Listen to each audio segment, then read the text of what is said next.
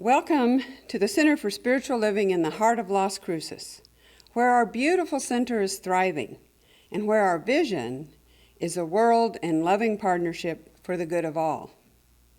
Good morning. I am Tina Bailey. Hey folks, we do have a chance to catch up, check in, and discuss the Sunday celebrations or whatever is on your mind when you join us for Noon Zoom with the Rev, Tuesdays at noon. Our weekly spiritual circle discussion group continues to be on Wednesdays at 11 a.m. Our bookstore is open by appointment, and we are taking donations for our treasure sale by appointment, as well as you can call the office before you head over. You can bring the items until May 4th. What I've learned over the years is you give away stuff and you create a vacuum in your life, guess what? You have room for more good to come in. The treasure sale is May 8th. So I invite you to donate your excess items and shop for yourself and help the center at the same time. There is still time to add your name to the nominees for a board position. We are growing beautifully and look forward to partnering with you to expand our presence in the community. Please call Bob Greer or Reverend Bonnie if you are interested in providing sacred service in this way. And hey, check out our new website. The calendar connects you to info regarding our events and Zoom invites. And more information about our activities and phone numbers is on that site. We are so grateful for your continued support in the form of tithes and offerings sent to us here at the center or paid electronically. We fully believe in the principle of circulation and prosperity, and therefore we are a tithing community.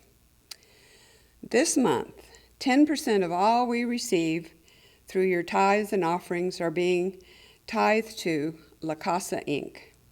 This is a community-based organization that supports domestic violence prevention, awareness, advocacy, and support. Here's a fun fact. La Casa Inc. was founded in 1981 as a safe haven for women impacted by domestic violence. La Casa Inc. has grown to become the largest provider of domestic violence services in the state of New Mexico. Services are provided to all persons impacted by domestic violence. Good morning. I'm Doug Bailey. As your practitioner in service this morning, I want to remind you that all the practitioners are available to pray with you and for you over the phone. Call the office for our number, and we will call you back. Don't forget our prayer request button on our website so you can still send us your prayer request. Confidential requests goes directly to the practitioner, and we are still praying for you from our homes as we Zoom together at our usual time on Tuesday afternoon. Now is the time for song, silence, and prayer. In this moment, I am calm. Calm is this moment. Calm, calm, calm. This moment is what I am. In this moment, I am one. One is this moment.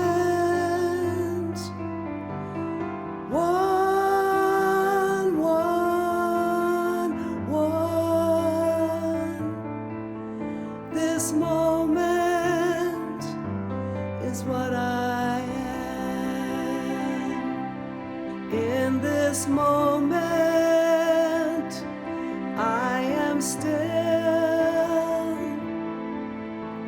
Still this moment. Still, still, still.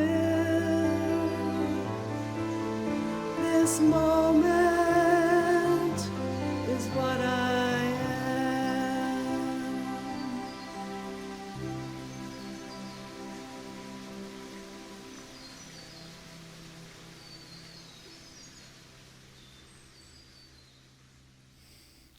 Let us recognize in this moment that seed of the divine, which is at the core of our being.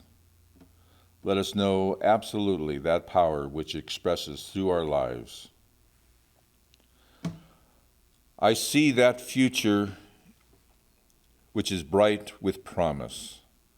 It beckons me forward into a more complete realization of my own worth and my right place in the universe.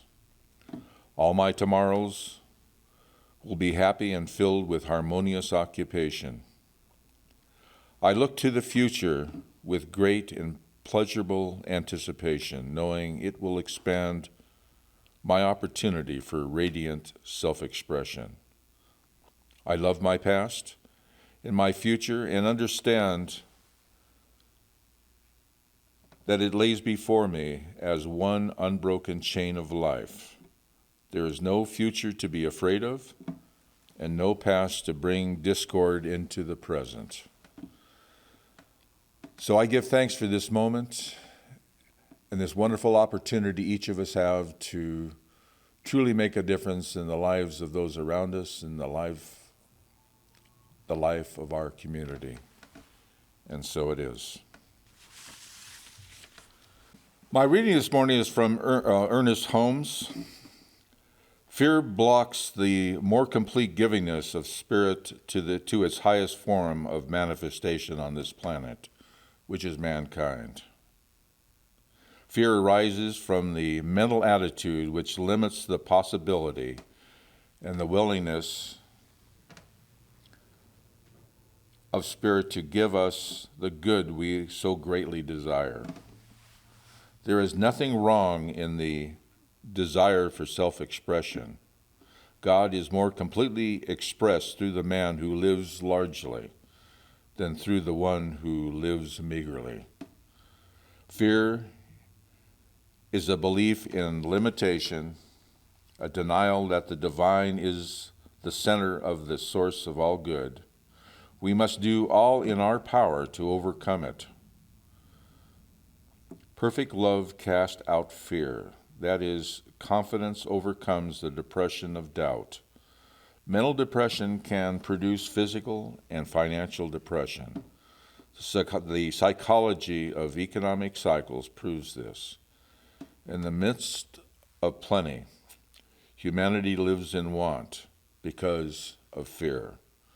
To overcome fear is the greatest adventure of the mind of man. Oh, hey, oh. I've been waiting on the sunset, bills on my mindset. I can't deny that getting high, higher than my income's breadcrumbs. I've been trying to survive before that the sun gets right around sunset.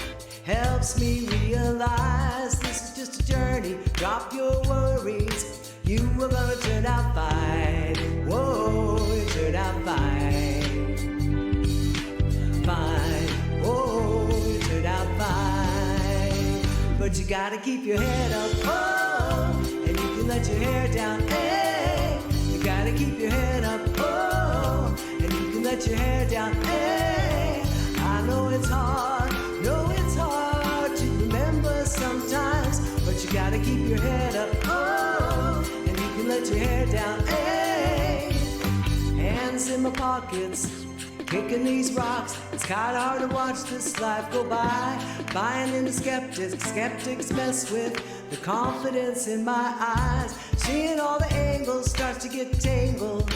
I start to compromise. Is my life purpose? Is it all worth it? Am I gonna turn out fine? Whoa, you turn out fine. fine. Oh, you'll turn out fine. But you gotta keep your head up. Oh, you can let your hair down. Hey, you gotta keep your head up. Oh, you can let your hair down. Hey, I know it's hard.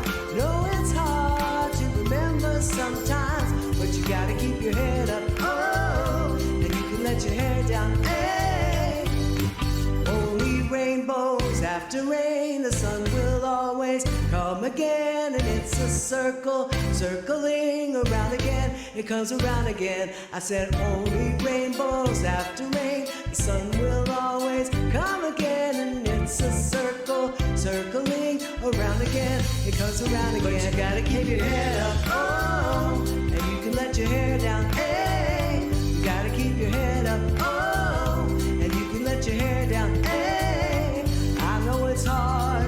Know it's hard to remember sometimes, but you gotta keep your head up. Oh, and you can let your hair down. Hey, keep your head up. You can let your hair down. Hey, keep your head up. And you can let your hair down. Keep your head up. You can let your hair down. Keep your head up. And you can let your hair down.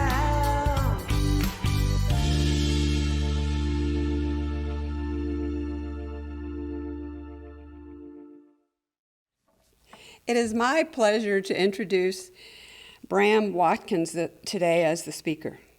He's a native New Mexican and was raised in La Union, New Mexico, and in El Paso. He began his 19-year career in television with Univision Communications in Albuquerque. As Senior Vice President of Intravision Communications, he was responsible for the sales and marketing efforts of 35 TV stations across the country. From 2003 to 2008, he held the position of General Manager for KDBC TV4, the CBS affiliate in El Paso. Prior to his television career, Mr. Watkins spent 9 years in the family roof coatings manufacturing business. He has returned to the 50-year-old family-run business as president of Frontier Roofing, a local commercial roofing contractor. Reverend Watkins has an MBA from the American Graduate School of International Management in Phoenix, Arizona, a BA in Spanish from the University of New Mexico, a master practitioner degree in neuro-linguistic programming from NLP Learning Systems in Dallas, and he is an ordained interfaith minister by One Spirit Interfaith Seminary in New York. Reverend Watkins is a student of Science of Mind, Unity teachings, and pranic healing. He has served as a guest speaker over the past 17 years at local churches in El Paso and Las Cruces. Bram has 2 adult children, his son Baylor and daughter Brianna. Bram is married to Brandy Watkins, who has a daughter, Reagan. So, it's now my pleasure to introduce Reverend Bram Watkins. Good morning, everyone, and namaste. It is my great pleasure to be back with you all here today. The issue of COVID-19 has kept us apart for far too long. It's wonderful to be back here with you. So neurolinguistic programming, NLP, teaches us that 93% of communication is intonation, inflection, cadence, rhythm, and body language. Only 7% of communication are the actual words. And I bring this up because everybody's been having to wear masks lately, at least for the last year. And it's been hard for me to understand people. I find myself asking people to repeat themselves over and over again, especially because we can't read lips because of the mask. So it kind of gives me an idea of how my father must have felt the last few years, and with his hearing loss and stuff, trying to ask people to speak up again. Just kind of an interesting deal. So I'm delivering this message here today, and I'm not actually speaking to everybody in the room, which is interesting for me for this first time around, but rather speaking through this medium of electronics. You know, over the past year, I've wondered what it must be like for entertainers and athletes to go out onto a stage or onto a field and only be performing to the television audience.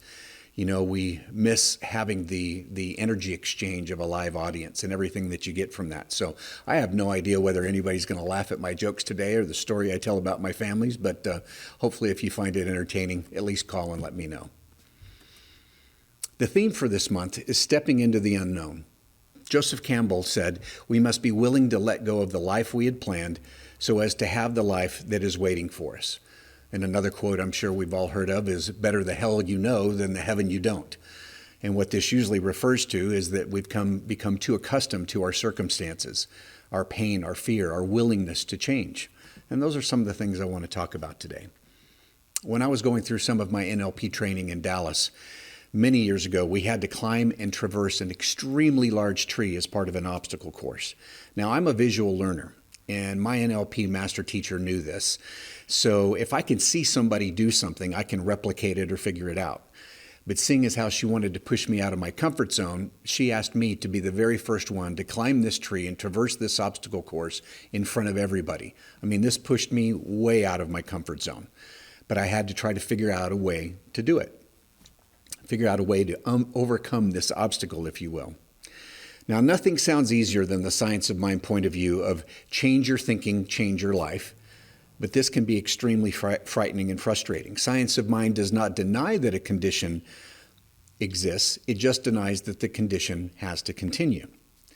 But we often stay stuck in our comfortable discontent rather than risk stepping out and answering the call to be our highest and best. I probably spent the first 45 years of my life afraid of God, afraid of my concept of God anyway, afraid of messing up, of not getting it right, fearful of living my life for Christ because I knew I would measure up, never measure up basically, based on what I had been taught in church. Realizing I would never get it right, I just was never willing to hand the reins over to God. I didn't want to mess up. I figured I'd just do my best as well as I could along the way. I thought that living a life for God would require way too much of a sacrifice, so I should just have to figure it out on my own. One of the science of mind principles states we believe that the universal spirit, which is God, operates through a universal mind, which is the law of God, and that we are surrounded by this creative mind which receives the direct impress of our thought and acts upon it. Now, this direct impress I've always thought of kind of like silly putty that I used to play with growing up as a kid. Whatever we impress upon it is what we're going to get out. So what are we thinking? What are we believing? What are we speaking? What are we acting out on? What are we impressing on to the divine fabric of the universe? So, stepping into the unknown, stepping out, stepping up.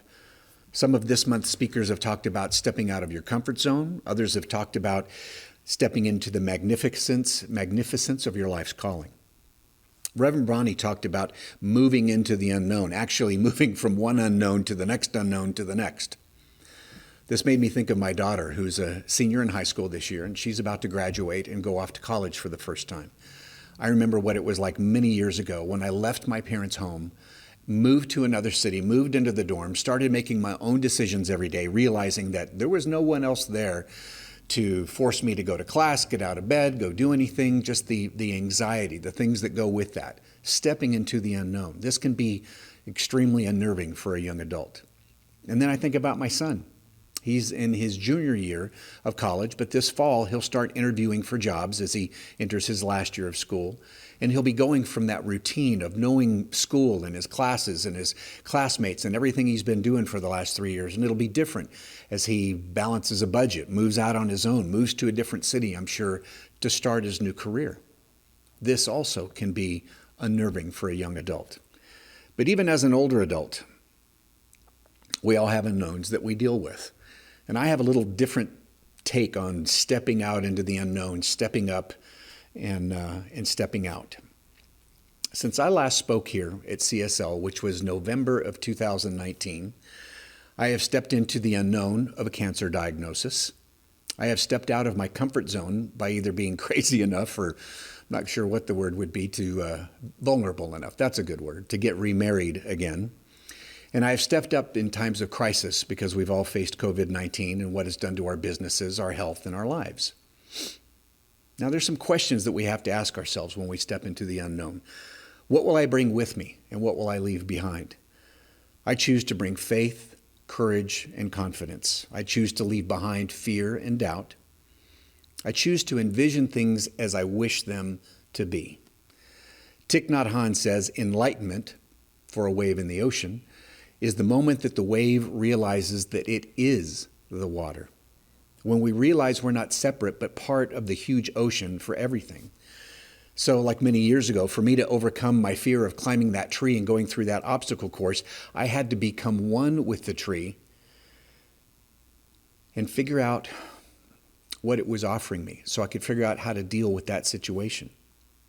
So I could go on to greater heights, literally. We rarely get what we want by confronting something, by resisting something. We all know that whatever we resist will persist. So faced with a health diagnosis that I certainly did not want, did not expect, and did not like, I had to decide how I was going to choose to respond. And no matter whether I caused this to show up in my life, whether I co-created it, no matter how it showed up, I knew that I was responsible for how I was going to respond to this issue, this crisis, this health diagnosis in my life. I personally decided not to speak of it. I decided not to give it any power by, using my words or my emotions with it. And only immediate family members knew of the diagnosis.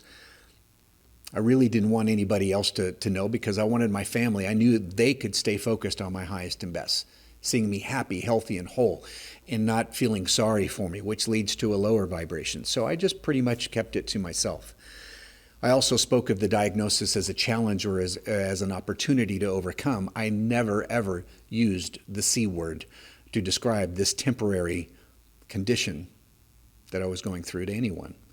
This was not my disease, rather just an opportunity to get my mind right and shift to being a healthier, more compassionate person in my mind. All it ever comes down to for me is loving more and judging less. That's really what it's all about for me. Now, when it was time for surgery that I had to face, I did call in the heavy guns. I called in Reverend Bonnie, Reverend Terry, Reverend Deanna down in El Paso, and Reverend Chris Chenoweth of Unity down in Houston. And I asked them to pray for me, seeing me at my highest and best, because I knew that they would pray for an amazing outcome, full recovery, complete health, and I knew that they could do that for me. And I'm happy to say that I'm 100% healed. Everything is fantastic. And I chose to step into this unknown by giving my energy to my faith, not my fear, by telling my diagnosis about my God and not telling my God about my diagnosis, and by seeing things how I wanted them to be instead of the way they were. I stepped out of my comfort zone also by being vulnerable enough to get married again. I received the news of my health diagnosis just 3 weeks prior to my wedding date. And so I had to ask my doctor, I said, should I get married? And he asked, well, do you love her? And I said, absolutely I do. And then he asked me, well, does she love you? And I said, amazingly, yes, she does. I'm not sure how or why sometimes, but yes, she does. And he said, Bram, absolutely you should get married. You're going to be fine. So we got married. And we had no idea that within a few months that we would be stepping into and facing the most inconceivable, the most unbelievable unknown that either of us had ever faced. My wife lives in Florida with her beautiful 10-year-old daughter. She lives there because we lost our custody case to have her daughter live with us permanently here in El Paso. Now, I blamed COVID because we were not able to have our hearing in court, but rather through that all too accustomed 4-letter word that we've all come to know as, wait for it, Zoom. See, her ex-husband was in his home. His attorney was in her own home. The judge was in her own home. And my wife and I were in our attorney's office with him. Just didn't work out the way we wanted it. I'm convinced that had we had a face-to-face encounter in court, that we would have had a different outcome. So now I get to tell people we live bicoastally between the beautiful dry Rio Grande and Fort Lauderdale. Stepping out of my comfort zone into a new marriage, much less stepping into the unknown of a long-distance marriage, has been a huge challenge for me. And I would love to tell you all that I've handled it perfectly and healthfully, I suppose. But that's not the case. It's been a booger bear. It's been extremely rough for me. And allowed my thought process and different things to go places where it shouldn't. I haven't had my mind focused on where it needs to be. It's been an extremely difficult time. So what does one finally do when faced with a challenge, a difficulty, stepping into this unknown? Because I've used, I think, all the things I've been taught, keeping my mind right, being grateful for things. Finally, I just had to, as they say, suck it up, buttercup. I had to just get on with it. You got to work it out.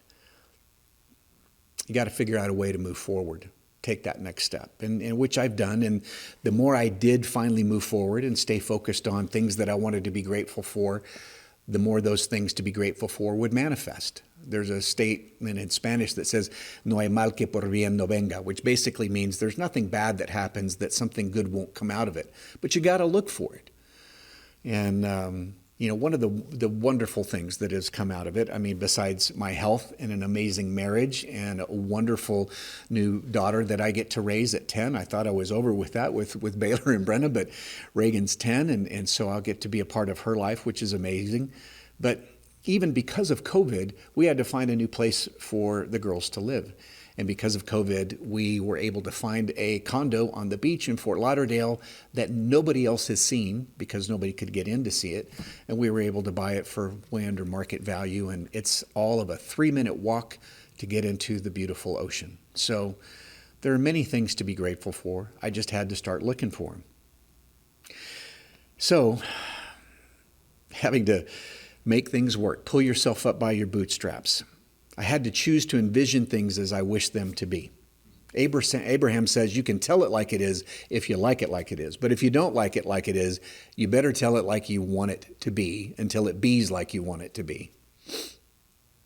It's all about our vibration, and our vibration are our thoughts, our words, our actions. If we want a different outcome, we must be willing to tell a different life story.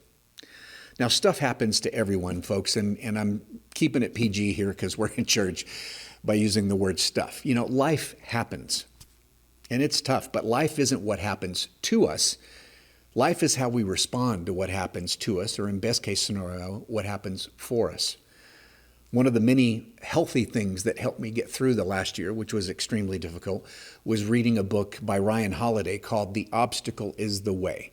And I highly recommend it. I could do a full message just on that book alone.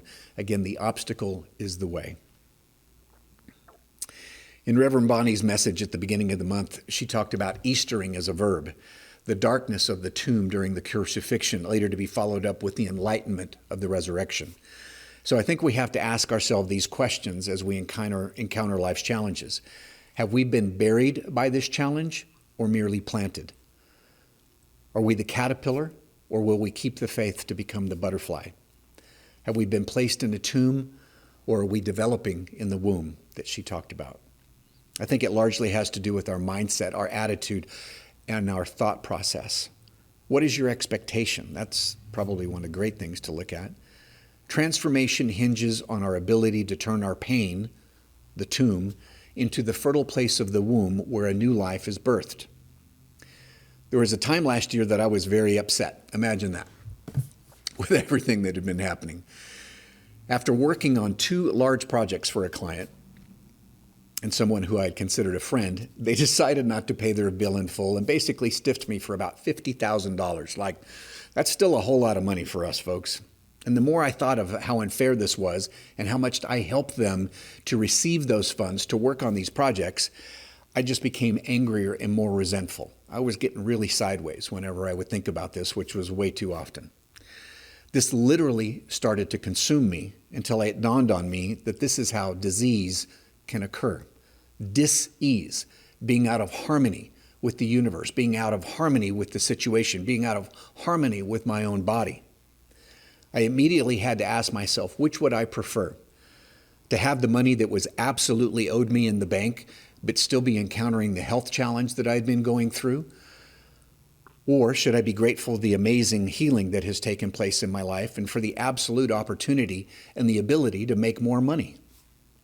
I figured I better get my mind right, and I better keep it right so that I can stay healthy. If I was truly grateful for my healing, which I am, I figured it would behoove me to start acting like it. My inner voice reminded me of something I'd heard many years ago, that I will give no man power over me by forcing me to hate him. I believe that my inner voice is my intuition, and that intuition is the language of the Creator, the Comforter, the voice of God, the be still and know that I am. So Reverend Randy spoke about surrender in his message 2 weeks ago. He told us about going out into nature to get still and get quiet and become recalibrated back to the natural flow and energy of the universe. As I've gone through so much change over the last year, I realized that the longer it takes me to surrender to the reality of the situation, the longer it has taken me to process the lesson or the opportunity that the challenge has brought me. The longer it takes me to surrender, the longer it takes me to heal, to learn, to grow. Reverend Randy discussed ways to deal with anxiety of our circumstances that we've all faced over the last year, going out into nature, breathing exercises, meditation, things like that. But he also mentioned a question that we can ask ourselves, which I think is amazing. And that question is, who am I? Who am I? I heard Dr. Deepak Chopra tell folks many years ago that I am the consciousness of the observed and of the observer simultaneously. Think about that one for a second. I am the consciousness of the observer and of the observed simultaneously. That's the enlightenment of the wave, realizing that it's the water, that we're not separate. Asking this question serves to raise our consciousness, and I love the question, and I'd love to share with you an answer that I also received from one of my teachers, Master Stephen Coe, asking about who am I? He has a reading called I Am the Soul. It says, I am not the body, I am not the emotion, I am not the thought, I am not the mind, I am the soul. I am a spiritual being of divine intelligence, divine love, divine power. I am one with my higher soul. I am that I am. I am one with the divine spark within me. I am a child of God. I am connected with God. I am one with God. I am one with all. And so it is. Our soul is our true nature. One of my favorite sayings that I learned from my maternal grandfather is, as a man thinketh in his heart, so is he. And my mom reminds me that it's just not how you think, but what more important is in the ising, putting your feet to your prayers, also known as chopping wood and carrying water. As a man thinketh in his heart, so is he. So what are we doing? Each of us has a unique purpose that no other person on the planet can fulfill. And if we choose to ignore our purpose, if we choose to not step into the unknown, to live a small life, not only are we missing out, but so is the world. I heard someone once say that a cemetery is the greatest single place for unrealized dreams, the woulda, coulda, shoulda. Abraham says that the only fear that exists is when we do not understand that we have the power to project thought and that the universe will respond. Circumstances don't make us, they reveal us. So use your stumbling blocks as stepping stones to step into the unknown with faith, with confidence, with grace, with ease. Feed your faith and not your fear. See things as you wish them to be and give that your energy. I envision the highest and best for each and every one of us, and I look forward to seeing each and every one of you again in person. To your highest and best, namaste. As we go into this meditation time, I'd like to remind everybody that we're coming up on one of the most powerful full moons of the year. It's called the Wesak Moon Festival, and I believe that's going to be on Monday. So you can take any of your things that you want to manifest over this next year, write them down on paper, give that your energy as you go into the full moon meditation on this coming Monday. I think you can find it, if you wanted to watch that with Master Coe, through uspranichealing.com, uspranichealing.com. So as we move into the time of meditation, I ask you to please get comfortable and close your eyes and relax. Take a deep breath in and release it slowly as we listen to the words of Ernest Holmes. I am a sinner in the divine mind, a point of God consciousness life, truth, and action. My affairs are divinely guided and guarded into right action, into correct results. Everything I think, say, or do is stimulated by the truth. There is no power in this word that I speak, because it is of the truth, and it is the truth. There is perfect and continuous right action in my life and in my affairs. All belief in wrong action is dispelled. Right action alone has power, and right action is power, and power is God, the living Spirit Almighty. This Spirit animates everything I think, say, or do. Ideas come to me daily, and these ideas are divinely inspired. They direct and sustain me without effort. I am continuously directed and compelled to do the right thing at the right time, to say the right word at the right time, to follow the right course at all times. All suggestion of age, poverty, limitation, or unhappiness is uprooted from my mind and cannot gain entrance into my thoughts. I am happy, well, filled with perfect life. I live in the spirit of truth and am conscious that the spirit of truth lives in me. My word is the law unto its own manifestation, and will bring to me or cause me to be brought to its fulfillment. There is no unbelief, no doubt, no uncertainty. I know that I know that I know. Let every thought of doubt vanish from your mind, that you may know the truth, and the truth shall set you free, and all is well, and so it is. See, the dark night has come down on us. The world is living in its dream, but now we know that we can wake up from this sleep and set out on the journey, find a ship, take us on the way. The time has come to trust that guiding light, leaving all the rest behind. We'll take the road that leads down to the waterside, set out on the journey, find a ship, take us on the way, and we'll sail out on the water. Yes, we'll feel the seas roll. Yes, we'll meet out on the water, where our leaves are gone.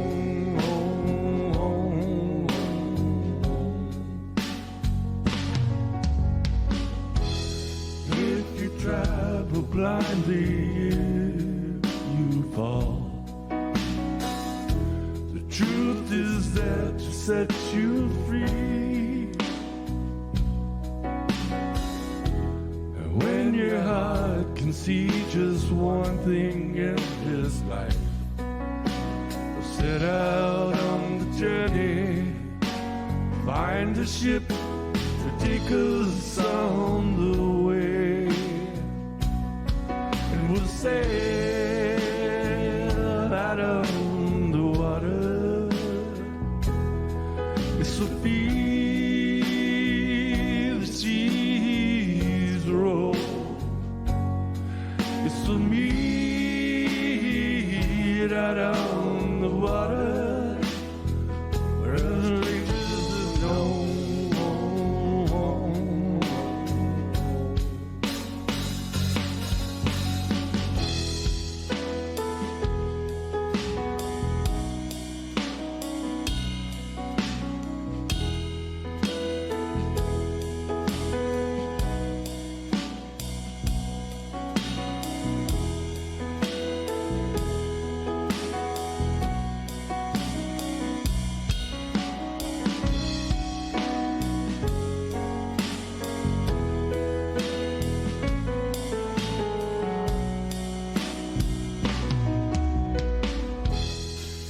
The dark night has come down on us.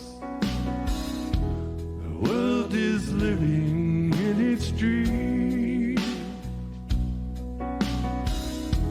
but now we know that that we can wake up from this sleep and set out on the journey, find a ship to take us on the way, and we'll say